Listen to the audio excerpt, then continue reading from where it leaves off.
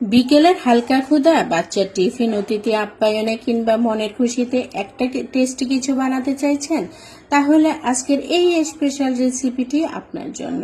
Crispy বাইরে ভেতরে juicy এমন নাগেটস খেলে একেবারে মন ভরে যাবে। আর এটা ছোট বড় সবারই ফেভারিট। শুধু কিছু সাধারণ উপকরণে বানিয়ে ফেলুন বাজারের থেকেও টেস্টি নাগেটস।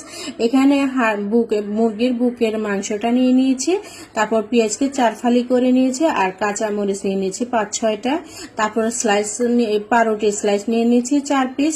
তারপরে এখানে আপনার আদা রসুন পেস্ট নিয়ে নিয়েছি, আদা 1 চামচ, রসুন পেস্ট, তারপরে লেবুর টুকরো একটা নিয়ে নিয়েছি। আর এদিক দিয়ে নিয়ে নিব আপনার এখানে গরম মশলা গুঁড়ো 1 চামচ, কর্নফ্লাওয়ার, তারপর হচ্ছে লবণ আর গোলমরিচের গুঁড়া, আর এটা হচ্ছে আপনার মরিচের গুঁড়া। আর এদিক দিয়ে ব্লেন্ডারের মধ্যে আমি মুরগির মাংসটা দিয়ে দিচ্ছি, তারপর পাউরুটিকে এভাবে আপনার ছিঁড়ে দিয়ে দেব। তারপরে আপনার এই যে পেঁয়াজ, কাঁচা মরিচ, এরপরে আদা রসুন পেস্ট, এরপরে এখানে দিয়ে দেব আপনার সয়া সস।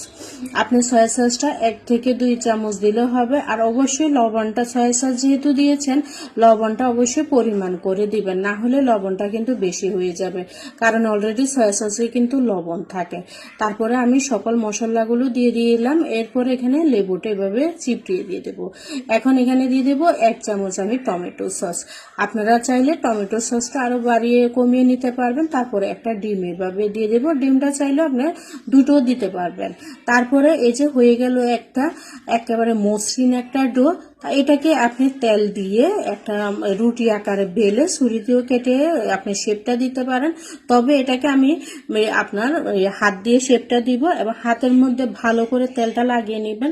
তারপরে এইভাবে করে আমি আমার ইচ্ছা মতো আপনি শেপটা দিয়ে নিয়েছি। আপনি চাইলে আপনার ইচ্ছা মতো শেপটা দিয়ে নিতে পারবেন। আপনি হার্ট শেপ দিতে পারবেন, স্টার শেপ দিয়ে, যে কোনো শেপটা দিয়ে দিতে পারবেন। তবে এরকম 4 কোণা যেহেতু নাগেটসটা হয়, আমি এভাবে দিয়ে দিচ্ছি। তারপরে এদিক দিয়ে একটা ডিমকে এভাবে ফেটিয়ে নিচ্ছি। এই যে সকল নাগেটসগুলো আমি এভাবে শেপ দিয়ে নিয়ে নিলাম। আর একটু লবণ দিব, আর 1 চামচ আমি এখানে পাউডার দুধ দিয়ে ডিমটাকে ভালো করে এভাবে ফেটিয়ে নিতে হবে। আপনারা চাইলে যে কোনো একটা কাঁটা চামচ দিয়ে এভাবে ভালো করে ফেটিয়ে নেবেন। তারপরে এখান থেকে ব্রেড গাম নিয়ে নিলাম। তারপরে এইভাবে প্রতিটা নাগেটস কিন্তু আমি ডিমের মধ্যে কুট করে তারপর ব্রেড গামে কুট করে নিচ্ছি। তারপরে এইভাবে আপনি ডিপ ফ্রিজে সংরক্ষণ করে অনেক দিন ধরে খেতে পারবেন। আবার চাইলে এভাবে অনেকগুলো বানিয়ে আপনি ডিপ ফ্রিজে রেখে দিতে পারবেন। আবার চাইলে আপনি এটাকে যখন তখন বানিয়েও খেতে পারবেন। তবে তেলে দেওয়ার আগে 5-6 মিনিটের জন্য ডিপ ফ্রিজে রেখে একটু সেট করে নেবেন। সেট করে নিলে তাহলে আপনার ব্রেড ডামগুলো সুন্দর কালারটা আসবে এবং ব্রেড ডামগুলো সেট হয়ে যাবে।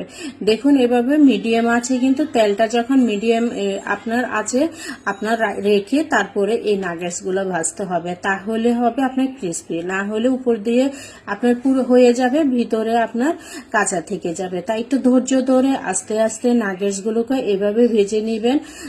অবশ্যই মিডিয়াম আছে, কিন্তু নাগেটসগুলোকে একটু ধৈর্য ধরে নাড়াচাড়া করতে হবে। আমি যেগুলো হচ্ছে সেগুলো নিয়ে নিচ্ছি, আর মাঝে মধ্যে ওই আপনার অন্যগুলোও এভাবে দিয়ে দিচ্ছি।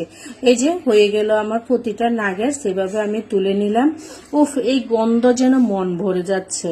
আর এই রেসিপিটা অবশ্যই ট্রাই করবেন। ট্রাই না করলে কিন্তু আপনি বাজারের নাগেটস কিন্তু আর বাসার নাগেটসের মধ্যে তফাৎটা কিন্তু একদম তফাৎ করতে পারবেন না।